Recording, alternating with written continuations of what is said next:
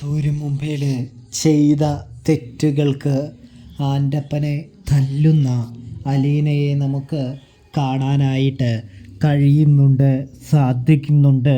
പ്രേക്ഷകരെ, പ്രിയ കൂട്ടുകാരെ, നാളെ നമ്മുടെ സ്റ്റാലിൻ്റെ അടുത്ത് അലീന ആ ചതിയെക്കുറിച്ച് പറയാനായിട്ട് തുടങ്ങുകയാണ്, ഒരുങ്ങുകയാണ് എന്ന് കാണാൻ കഴിയും.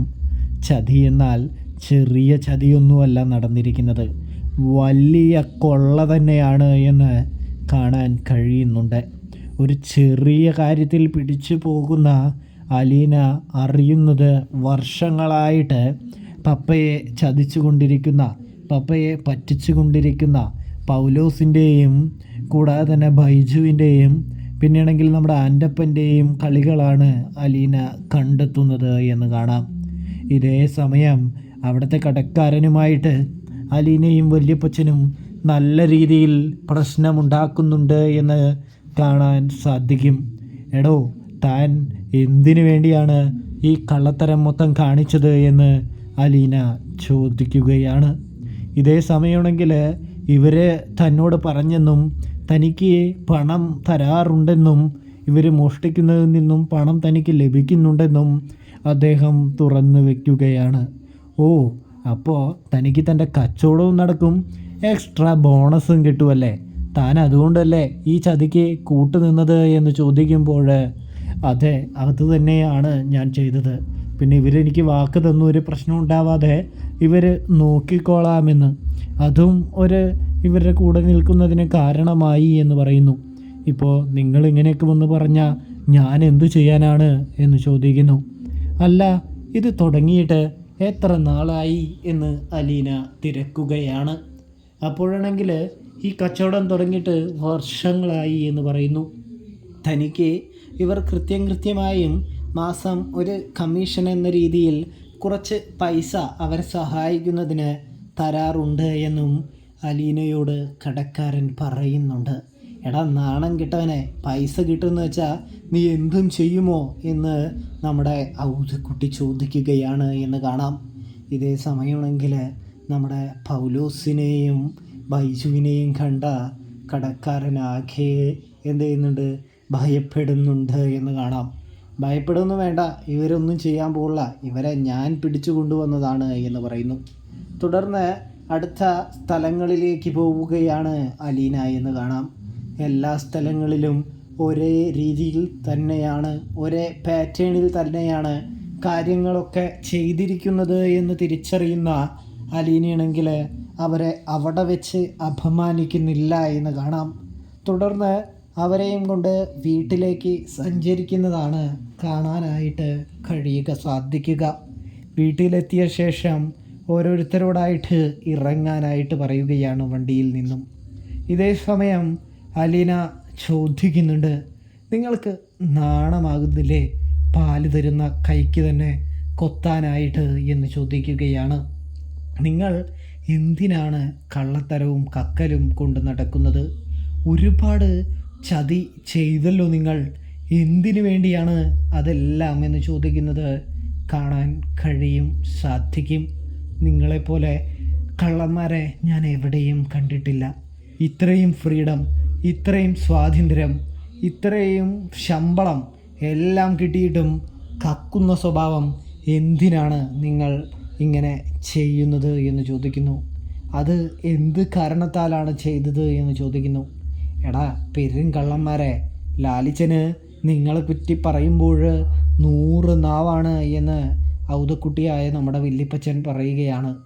എന്നിട്ട് ഇതായിരുന്നല്ലടാ നിങ്ങളുടെ സത്യസന്ധതയും നിങ്ങളുടെ കൂറും മനസ്സിലാകുന്നുണ്ട്.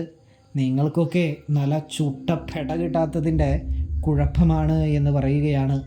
എടാ പൗലോസേ, നിൻ്റെ വായിൽ എന്താടാ വല്ല കിഴങ്ങും കയറിയോ? നീ എന്താടാ ഒന്നും മിണ്ടാത്തത് എന്ന് ഔദക്കുട്ടി ചോദിക്കുമ്പോൾ തെറ്റുപറ്റിപ്പോയി എന്ന് പറയുകയാണ്. ഇത് തെറ്റല്ലടാ, ഇത് ചതിയും മോഷണവുമാണ്. നിന്നോട് ഇവിടെ നിന്ന് പോകുന്നതിന് മുമ്പ് തന്നെ ചോദിച്ചതല്ലേ കാര്യം പറയാനായിട്ട്. അപ്പോൾ പറഞ്ഞിരുന്നെങ്കിൽ നിനക്ക് വല്ല കുഴപ്പമുണ്ടായിരുന്നോ? നിൻ്റെ കള്ളത്തരമൊന്നും കണ്ടുപിടിക്കില്ലെന്ന് വിചാരിച്ചോ? നിന്നെപ്പോലുള്ള ചതിയന്മാരെ പിടിക്കണമെങ്കിൽ ആ രീതിയിൽ തന്നെ ചെയ്തേ മതിയാവുകയുള്ളൂ എന്ന് പറയുന്നു. അതിനെക്കുറിച്ചൊക്കെ തൻ്റെ പേരക്കുട്ടിക്ക് നല്ല രീതിയിൽ അറിയാമെന്നും പറയുന്നത് കാണാൻ സാധിക്കുന്നുണ്ട്. നിങ്ങളെ കണ്ടപ്പോൾ തൊട്ടേ അവൾക്കൊരു വശപ്പശക് തോന്നിയിരുന്നു എന്നും അവതക്കുട്ടി തട്ടിവിടുകയാണ്. ഇതേ സമയം അലീന ചോദിക്കുകയാണ്, നിങ്ങൾ ആർക്ക് വേണ്ടി, എന്തിനു വേണ്ടി തൻ്റെ പപ്പയെ ചതിച്ചു? തൻ്റെ പപ്പയുടെ വിശ്വാസത്തെ എന്തിനാണ് മുതലെടുത്തത് എന്ന് ചോദിക്കുന്നത് കാണാൻ കഴിയുന്നുണ്ട്, സാധിക്കുന്നുണ്ട്. ഇതേ സമയമാണെങ്കിൽ നമ്മുടെ അലീനയോട് പറയുകയാണ്. അലീന പറയുമ്പോൾ പൗലോസാണെങ്കിൽ പറയുന്നുണ്ട്, ആൻ്റപ്പൻ ചേട്ടനും തന്നെ സഹായിച്ചു എന്ന്. തുടർന്ന് നിങ്ങളിവിടെ നിൽക്ക്, ഞാൻ ആൻ്റപ്പൻ ചേട്ടനെ കൂട്ടിയിട്ട് വരാമെന്ന് പറയുന്നു. തുടർന്ന് ആൻ്റപ്പൻ്റെ അടുത്തേക്ക് അലീന പോവുകയാണെന്ന് കാണാം. എങ്ങനെ സാധിക്കുന്നു ചേട്ടാ ഇങ്ങനെ എൻ്റെ പപ്പയെ പറ്റിക്കാനായിട്ട്? ആൻ്റപ്പൻ ചേട്ടൻ എന്ത് കരുതി? ഒരിക്കലും പിടിവീഴില്ലെന്നോ? ആൻ്റപ്പൻ ചേട്ടനെ പോലെ എന്തോരം കള്ളന്മാരെ ഞാൻ കണ്ടിട്ടുണ്ടെന്നറിയാമോ? സ്വന്തം മുതലാളിയെ തന്നെ ചതിക്കുന്ന കള്ളന്മാർ. നേരായ വഴിയിൽ നല്ല ജോലി ചെയ്ത് സമ്പാദിക്കുന്ന ഒരുപാട് സത്യസന്ധരുമുണ്ട്. അവർക്കൊക്കെ നിങ്ങൾ വളരെ നാണക്കേടും നിങ്ങൾ വളരെ ചീത്തയുമാണ് എന്ന് അലീന പറയുകയാണ് എന്ന് കാണാം. നിങ്ങളെപ്പോലുള്ള വൃത്തികെട്ട ജോലിക്കാരാണ് എൻ്റെ പപ്പയുടെ നാശത്തിന് പ്രധാന കാരണമെന്ന് പറയുന്നു. അപ്പോഴേക്കും സ്റ്റാൻലി വരുന്നുണ്ട്. എന്താ മോളെ കാര്യമെന്ന് ചോദിക്കുന്നു. പപ്പ അറിയുന്നുണ്ടോ ഇവർ ചെയ്യുന്ന അഴിമതിയും കൊള്ളയും? പപ്പയെ വർഷങ്ങളായിട്ട് ഇവർ കട്ടുകൊണ്ടിരിക്കുകയാണ്. പപ്പയുടെ സത്യസന്ധതയും അതായത് പപ്പയുടെ ആത്മാർത്ഥതയും ഇവർ ചൂഷണം ചെയ്യുകയാണ്. സത്യസന്ധരാണെന്നും നല്ലവരാണെന്നും നടിച്ചുകൊണ്ട് ഒരുപാട് പണം പപ്പയിൽ നിന്നും ശമ്പളമല്ലാതെ കട്ടെടുത്തിട്ടുണ്ട് ഇവർ എന്ന് പറയുകയും അത് ഞാൻ കൈയോടെ പിടികൂടുകയും ചെയ്തു എന്ന് പറയുകയും ചെയ്യുന്നത് കാണാൻ കഴിയുന്നു, സാധിക്കുന്നു.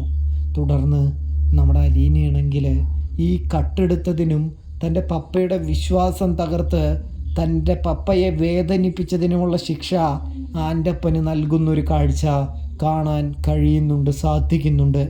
കൂടാതെ മര്യാദയ്ക്ക് തൻ്റെ കൂടെ നിൽക്കാമെങ്കിൽ നിന്നാൽ മതി, ഇനി ഭരണം എൻ്റെ കയ്യിലാണെന്നും അലീന പറഞ്ഞു വയ്ക്കുകയാണ്. ഇതേ സമയം ഞങ്ങൾ നിന്നോളാം കുഞ്ഞേ എന്ന് പൗലോസ് പറയുന്നൊരു കാഴ്ചയും പൗലോസ് തല കുനിച്ച് അലീനയോട് പറയുന്നൊരു കാഴ്ചയും കാണാം. അപ്പോൾ റിവ്യൂ ഇഷ്ടപ്പെട്ടാൽ സബ്സ്ക്രൈബ്